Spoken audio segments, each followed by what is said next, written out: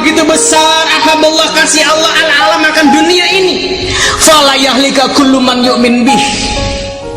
Fala yahlika kullu man yu'min bih.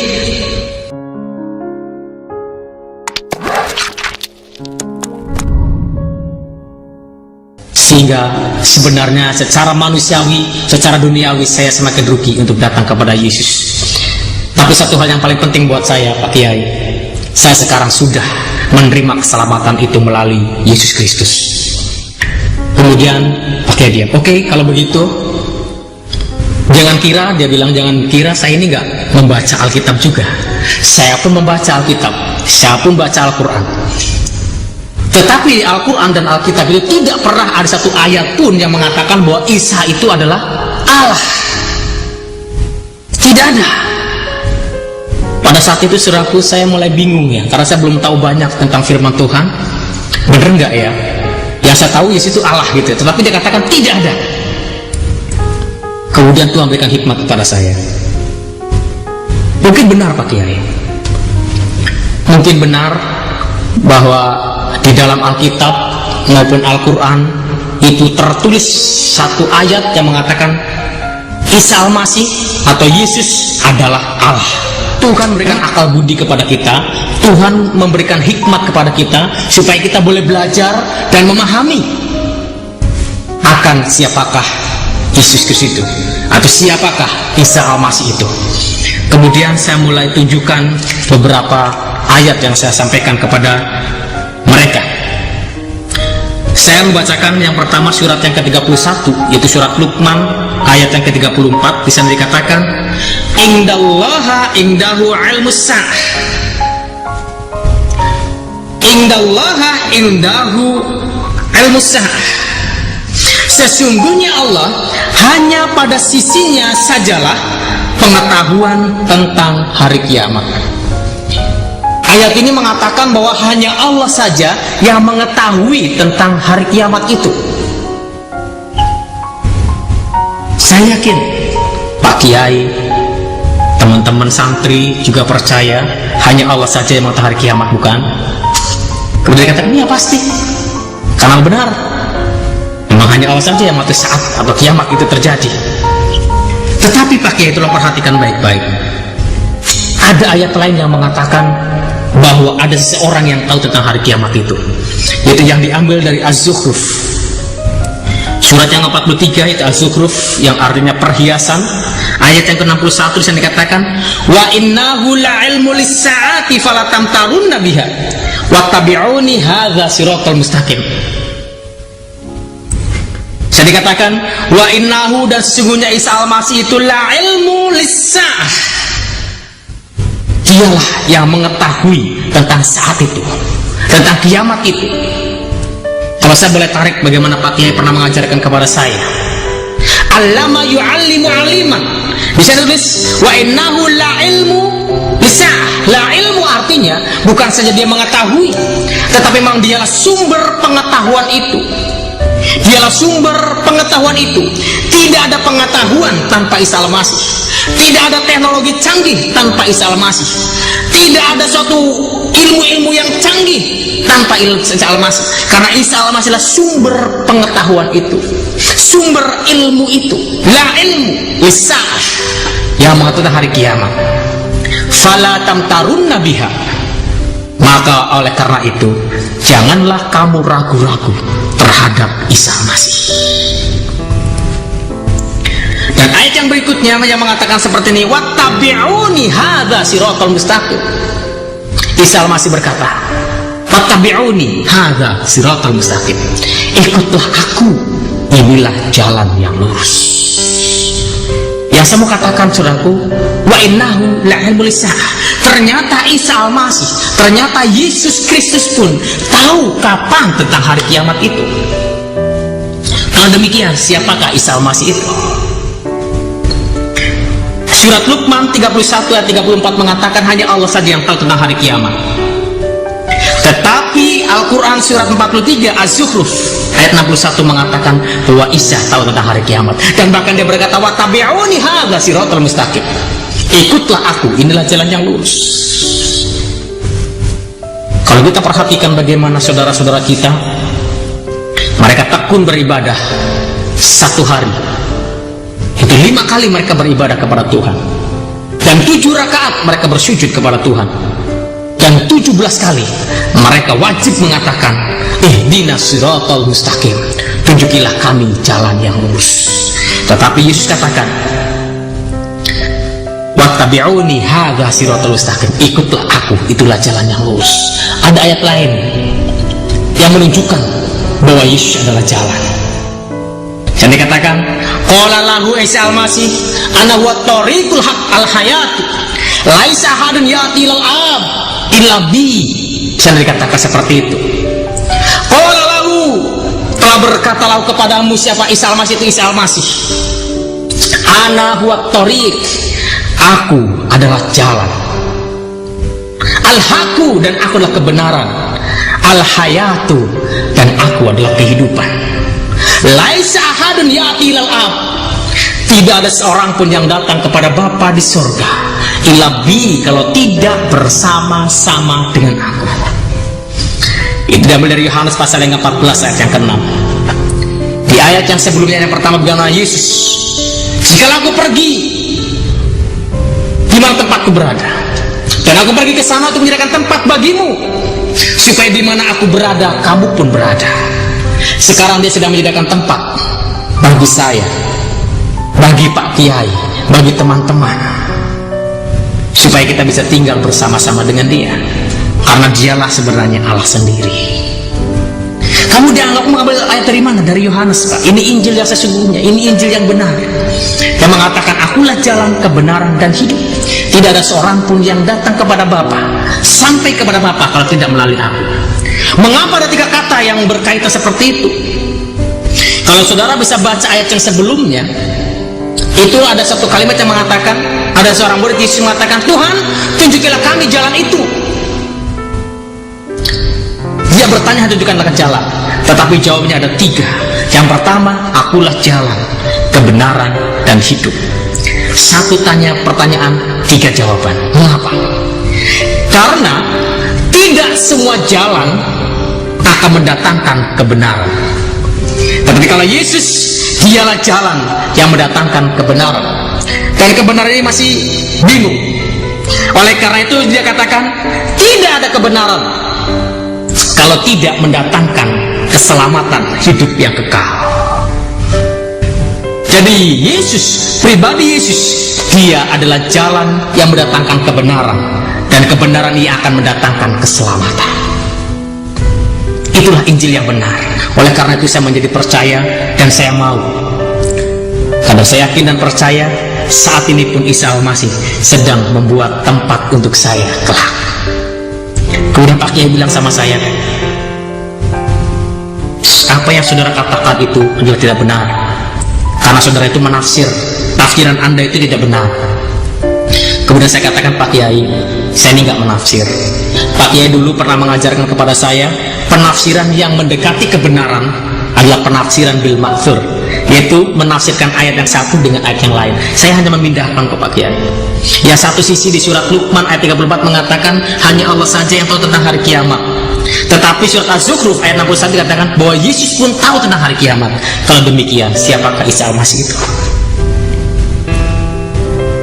Kemudian saya tunjukkan ayat yang berikutnya. Kesaksian yang kedua itu diambil dari surat 95 surat At-Tin, yaitu buah tin ayat yang ke-8. Di sana dikatakan alaisallahu bi ahkamil hakimin. Alaisallahu bi ahkamil hakimin. Bukankah Allah hakim yang seadil-adilnya? Artinya hanya Allah saja yang akan menghakimi umat manusia seadil-adilnya. Karena kita tahu keadilan di dunia ini tidak pernah adil, karena keadilannya tidak mutlak, karena kebenarannya tidak mutlak. Tetapi kalau Allah yang mengadili setiap umat manusia, dia pasti adil. Jadi hanya Allah saja yang mengetahui tentang yang akan menjadi hakim yang seadil-adilnya. Pakai percaya, dan saya yakin dan harus diimani, karena Al-Quran sendiri yang mengatakan bahwa Allah itu sebagai hakim yang seadil-adilnya. Tetapi ada satu ayat lain yang mengatakan ada hakim lain yang dicatat di dalam hadis Sahih Bukhari ayat 1090. Di sana dikatakan la yushikanna ayang zila fikum Isa ibnu Maryam hakaman adlan. La yushikanna, sungguh-sungguh akan datang fikum kepada kamu sekalian Isa ibnu Maryam, Isa putra Maryam, hakaman muksiton, menjadi hakim yang muksit. Nah, kalau demikian siapakah Isa Al-Masih ini? Katanya hanya Allah sebagai hakim. Ternyata Yesus pun, Isa Al-Masih pun menjadi hakim. Kalau demikian siapakah dia? Kalau tidak cukup Pak Kiai, ada ayat yang lain. Saya akan tunjukkan ayat yang ketiga. Sebenarnya ada beberapa ayat yang menunjukkan dan bisa membuktikan bahwa Yesus itu Allah. Dan kemudian ayat yang berikutnya dari surat Al-Ahqaf, surat yang ke-46, surat Al-Ahqaf, yaitu surat bukit-bukit pasir, ayat yang ke-33. Di sana dikatakan, awalam yaro anallaha alladzi khalaqas samawati wal ard walam ya'ya bi khalqihinna biqadirin ala ayyuhyil mauta bala innahu ala kulli syai'in qadir. Di sana dikatakan, awalam yaro anallahu alladzi khalaqas samawati, dan apakah mereka tidak memperhatikan bahwa sesungguhnya Allah yang menciptakan langit dan bumi, dan dia tidak merasa payah karena menciptakannya, kuasa menghidupkan orang mati, ya bahkan sesungguhnya dia maha kuasa atas segala sesuatu. Jadi hanya Allah saja yang dapat menciptakan langit bumi beserta isinya. Bahkan ada ayat lain yang mengatakan walaupun mereka berpuasa, mereka berseru kepada Tuhan untuk menciptakan seekor lalat pun, mereka tidak akan bisa. Al-Quran berkata seperti seekor lalat pun mereka tidak akan bisa menciptakannya itu. Hanya Allah yang sanggup menciptakan. Dan bahkan di sana dikatakan bahwa hanya Allah saja yang bisa membangkitkan orang yang mati. Hanya Allah yang bisa membangkitkan orang yang mati, karena dialah Khalik, pencipta langit bumi beserta isinya. Dan saya yakin Pak Kiai harus percaya, karena ini Al-Quran. Di dalam surat Az-Zukhruf, surat yang ke-46, yang artinya bukit pasir, bukit-bukit pasir, ayat yang ke-33. Tetapi Al-Quran, ayat yang lain juga berkata, siapa lagi yang bisa menciptakan? Ada orang yang bisa menciptakan makhluk hidup, ada lagi orang yang bisa membangkitkan orang mati. Itu surat pribadi. Di dalam surat Ali Imran ayat ke-49, sana dikatakan, wa rasulan ila bani Israil anni qad ji'tukum bi ayati min rabbikum anni akhluqu lakum minat tin ka hayatu tayran fanfukhu fihi fayakunu tayran bi idznillah wa ubri akmahul abrasa wa ukhil mauta bi idznillah. Di sana dikatakan saudaraku, wa rasulan ila bani Israel, dan sebagai rasul kepada Bani Israel, yaitu Yesus Kristus, yaitu Isa Al-Masih. Ini qaditum bi ayatin min rabbikum, sesungguhnya aku telah datang kepadamu dengan membawa satu tanda, satu mujizat dari Tuhanmu. Inni akhluqu lakum minat tin, aku menciptakan untuk kamu minatin dari tanah, kahayatu tayri, yang menyerupai burung. Jadi Yesus menciptakan, Yesus membuat dari tanah seekor burung-burungan begitu. Kemudian apa yang dia buat saudaraku? Fangfuhu fihi fayakunu tayron. Fangfuhu, kemudian dia menghembuskan nafas kepada burung ini, maka apa yang terjadi? Fayakunu tayron, maka jadilah burung beneran. Sama seperti dalam surat Yasin mengatakan kun fayakun, jadi maka jadilah. Dan sama seperti pada saat fangfuhu fihi, pada saat dia menembuskan nafasnya ke dalam burung-burung itu, dan burung itu menjadi burung beneran. Tidak cukup sampai di sana, saudara. Wa ubriul akmahul abroso, dan kemudian aku meniupkan, maka ia menjadi seekor burung dengan seizin Allah. Dan aku menyembuhkan orang yang buta sejak lahir dan orang yang berpenyakit sopak, dan aku menghidupkan orang mati dengan seizin Allah. Saudara yang kasih, kalau saudara perhatikan baik-baik bagaimana hanya Allah saja yang dapat menciptakan makhluk hidup, hanya Allah saja yang bisa membangkitkan orang yang mati.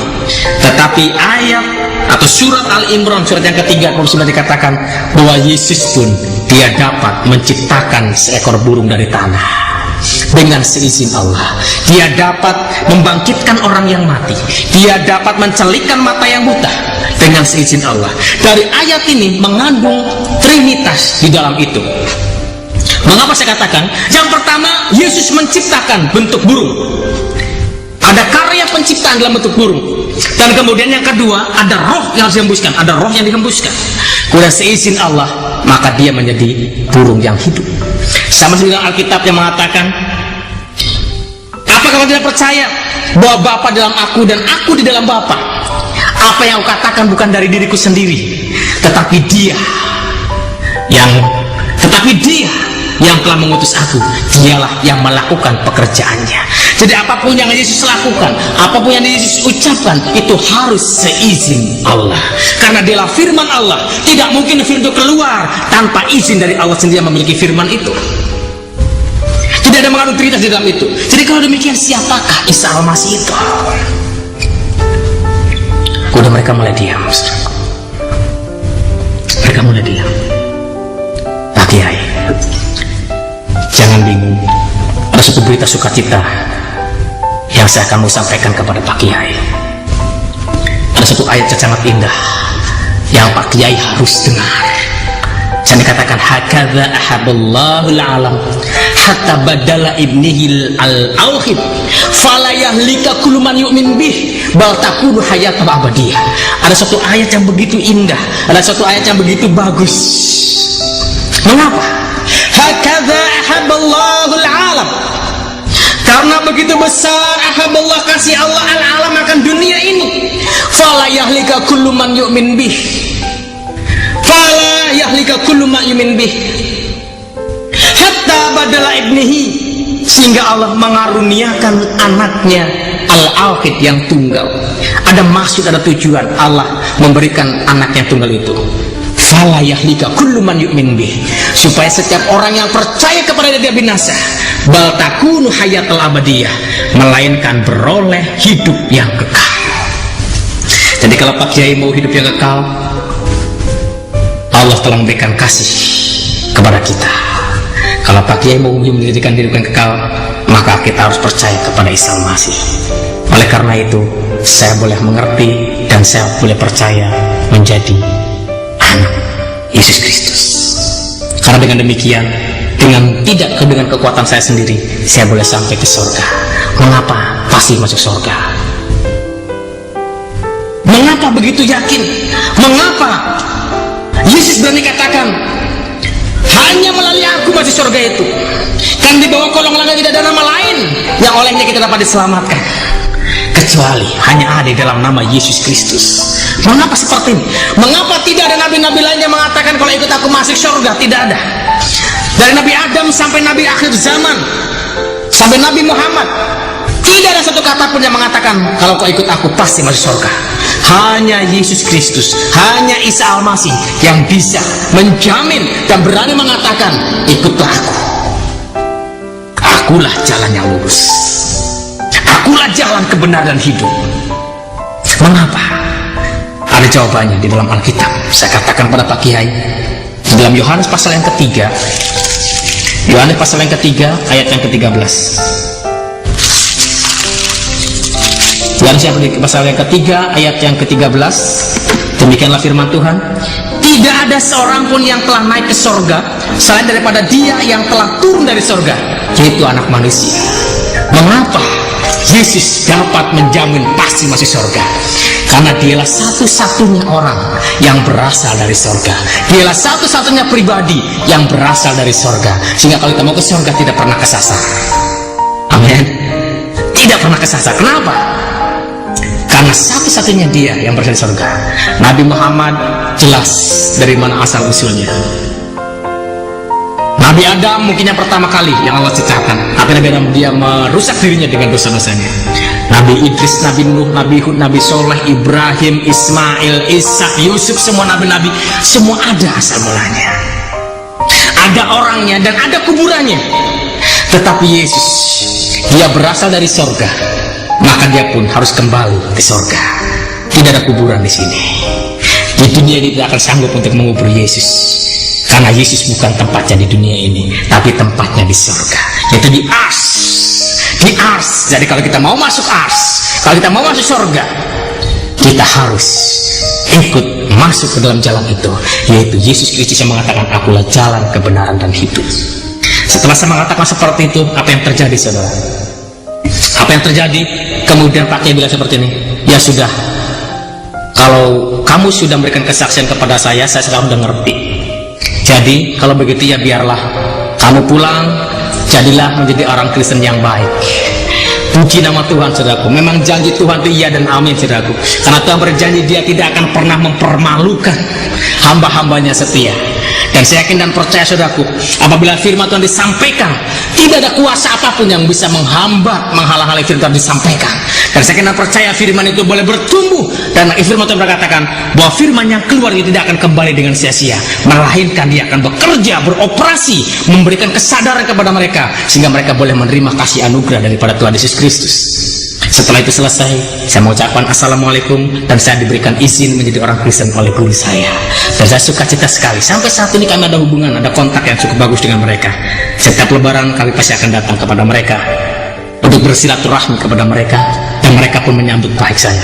Dan saya mengucap syukur, saudaraku, walaupun orang tua saya tidak menerima saya, tetap ada satu perkara yang membuat saya lebih suka cita, saudaraku. Bapak manusiawi, orang tua saya, ayah dan ibu saya tidak menerima saya sebagai anaknya, tetapi ada Bapa yang kekal, Bapa di atas segala-galanya, Bapa yang paling mengetahui tentang hidup saya, Bapa yang telah menciptakan saya. Dia telah mengangkat dan menerima saya sebagai anaknya. Ada satu sukacita yang sungguh luar biasa, saudara. Dan sampai saat ini saya boleh berjalan dengan tegak, karena saya percaya Tuhan selalu melindungi saya. Dimanapun saya pergi, saya percaya Tuhan pasti memberkati saya. Terbukti, saudaraku, sebelum saya bertobat dulu saya ini cuma 48 kg.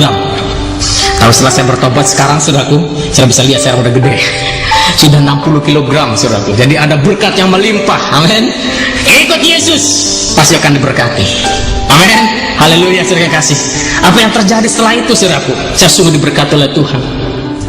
Dulu saya membenci orang-orang si mata sipit, saudaraku. Dulu saya paling jijik melihat si mata sipit karena babinya. Tapi heran Tuhan ubahkan, saya boleh mengasihi mereka dengan sukacita. Saya boleh menyambut mereka dengan sukacita. Yang lebih heran lagi, saya sekarang paling suka makan babi, saudaraku. Dan ternyata enak babi itu, saudara kasih. Apalagi si mata sipit yang masih aku sedap sekali, babi kecapnya itu sedap sekali, apalagi di sate, wah enak, saudaraku, enak, saudara. Tetapi saya mau katakan kepada saudara, bagaimana Tuhan begitu mengubahkan saya, yang tadi saya penakut, pendiam, yang tidak punya pengharapan, tapi Tuhan ubah menjadi manusia yang punya pengharapan yang pasti, karena Yesus ada bersama dengan kita. Setelah itu akan terlihat, saudaraku, memang tuh firman Tuhan itu iya dan amin. Setiap firman yang keluar tidak akan kembali dengan sia-sia. Pada saat aku ada di rumah, saudaraku, saya kaget ada teman saya yang dengar percakapan saya dengan Kiai. Dia ketuk pintu, assalamualaikum, waalaikumsalam. Dia datang, dia kaget. Saya pun kaget, datang, silakan duduk. Udah saya pun heran, ada apa ini? Jangan-jangan saya dipanggil lagi sama Kiai begitu ya, saudaraku. Tapi dia bilang gini, aduh, saya tuh heran sama kamu, dia bilang gitu. Saya tahu deh, pasti kamu tuh punya sesuatu, punya misi di balik itu. Saya tahu.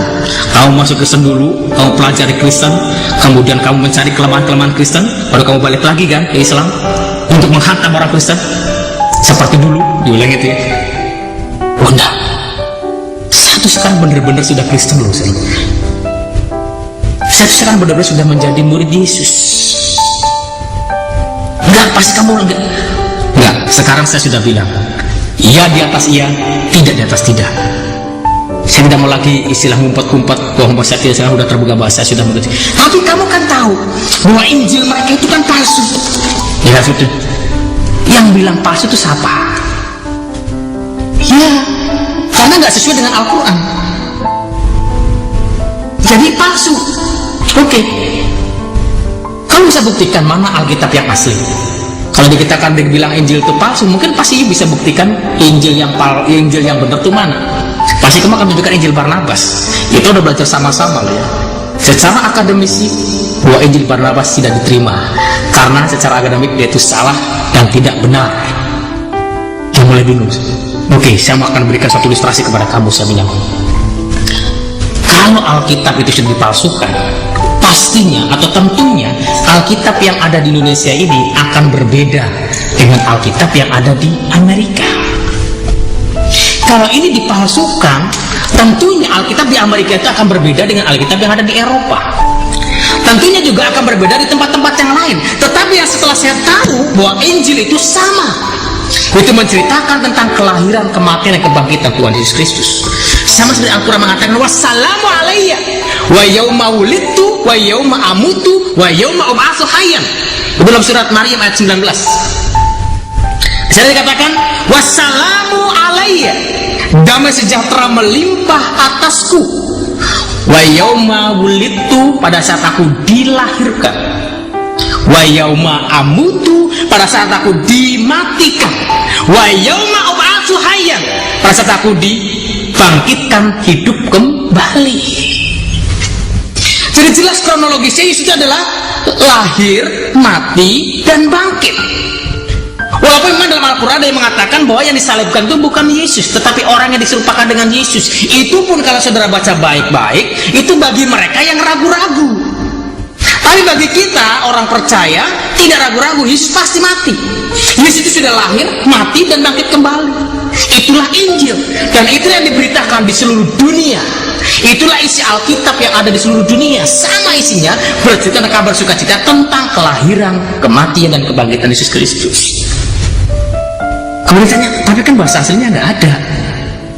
Loh, yang bilang nggak ada itu siapa?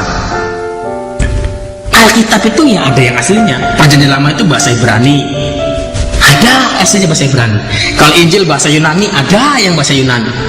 Bahkan saya pun ada punya bahasa Arab. Saya bilang gitu, oh dia kaget, wah dia bahasa Arab ya? Ada. Saya mulai masuk, saya ambil, ini Alkitab yang asli, ini bahasa Ibrani, ini bahasa Yunani, ini bahasa Arab, ini bahasa Indonesia. Diboleh tadi kamu lagi nggak berani pegang, sama saya dulu saya nggak berani pegang suraku. Mungkin dia pun baca sama dengan saya, auzubillahi minasyaitonirrajim, auzubillahi minasyaitonirrajim, karena takut ada transfer roh suraku ya. Dia bilang, rupanya dia tertarik dengan bahasa Arab. Dia suraku, oh ini akan bahasa Arab. Iya ya, kalau kamu lihat mau baca, buka aja, baca aja. Enggak deh, tapi saya mau pinjam boleh nggak? Oh, yang punyanya boleh, tapi ingat ya, jangan kebablasan pinjamnya, mesti balikin lagi ke saya. Iya, saya mau lihat aja tuh. Kemudian dia pulang, dia baca Alkitab, saya nggak tahu, dia baca. Kemudian dia balik lagi, mau kembalikan bukunya. Mana bukunya? Mana kitab bahasa Arabnya? Masih di rumah. Kenapa kamu nggak bawa? Aku lagi asik baca, katanya. Dia mulai baca terus. Saya berdoa, wah, dalam nama Yesus, biarlah firman-Mu Tuhan yang berbicara, singkapkan hatinya, singkap selubungnya. Saya berdoa, kemudian dia diskusi lagi, dia tanya sesuatu, dia tanya terus, aku balik lagi, datang lagi, balik lagi. Dan kemudian yang terakhir dia datang dengan istrinya, datang ke situ. Kemudian, ya, sekarang saya sudah pelajari. Sekarang apa yang harus saya lakukan untuk menjadi murid Yesus? Pada saat mendengar kata itu, saudaraku, saya tersentak, terharu, sampai sukacita. Oh, Tuhan itu ajaib. Tuhan itu luar biasa. Firman-Nya dapat mengubahkan orang yang keras apapun, bisa diubahkan dengan kuasa firman. Dan kemudian saya kasih, oke, firman Tuhan yang ada di dalam Roma pasal yang ke-10, saya katakan kepada dia, Roma pasal yang ke-10 ayat 9 disebut, itu yang harus kamu lakukan. Roma pasal yang ke-10 ayat yang ke-9 dan ayat yang ke-10. Demikianlah firman Tuhan, sebab jika kamu mengaku dengan mulutmu bahwa Yesus adalah Tuhan dan percaya dalam hatimu bahwa Allah telah membangkitkan Dia dari antara orang mati, maka kamu akan diselamatkan. Karena dengan hati orang percaya dan dibenarkan, dan dengan mulut orang mengaku dan diselamatkan. Inilah syahadat tainnya orang Kristen. Orang Islam punya syahadat tain, asyhadu alla ilaha illallah wa asyhadu anna Muhammadar Rasulullah. Tetapi Kristen punya syahadat sama dua. Yang pertama, sebab jika kamu mengaku dengan mulutmu bahwa Yesus adalah Tuhan. Jadi sekarang mulutmu masih mengaku, masih syahadat, masih ada pengakuan bahwa Yesus bukan sekedar nabi, Yesus bukan sekedar rasul, Yesus bukan sekedar guru, Yesus bukan sekedar yang lainnya, tapi Yesus adalah Tuhan. Dengan lisan kamu harus mengakui bahwa Yesus adalah Tuhan. Dengan hati, di kalbi kamu harus percaya bahwa Allah telah membangkitkan Dia dari antara orang mati. Ada jaminan di sana, maka kamu akan diselamatkan. Kemudian dia dia mulai gemetar, dia mulai menangis. Itu yang terjadi. Dan kemudian saya berdoa, saya bimbing dia berdoa. Istrinya dengan istrinya berdoa. Mereka berdua mengaku dosa-dosanya, dan kemudian mereka mau menerima Yesus sebagai Tuhan dan Selamat pribadi mereka. Dan saudara boleh berdoa untuk dua hamba Tuhan ini. Sekarang dia sedang belajar tentang kebenaran firman Allah, dan saya yakin dan percaya Tuhan akan pakai mereka berdua di akhir zaman ini dengan dahsyatnya, akan dipenuhi dengan tanda-tanda dan karunia-karunia, sehingga nama Tuhan diagungkan, dipermuliakan melalui keluarga ini. Oleh karena itu saudara yang kasih, apalagi yang harus kita buat? Jikalau pada saat ini saudara sedang melihat dan di program ini, saudara tersentuh, saudara diberikan pengertian oleh Tuhan siapakah Yesus itu, atau saudara tidak mengerti, tidak begitu menangkap dan tidak begitu jelas, maka saudara boleh bertanya kepada kami melalui email. Alamat email kepada kami saudara boleh lihat di bawah ini, ada satu email, yaitu kabarsukacita@yahoo.com.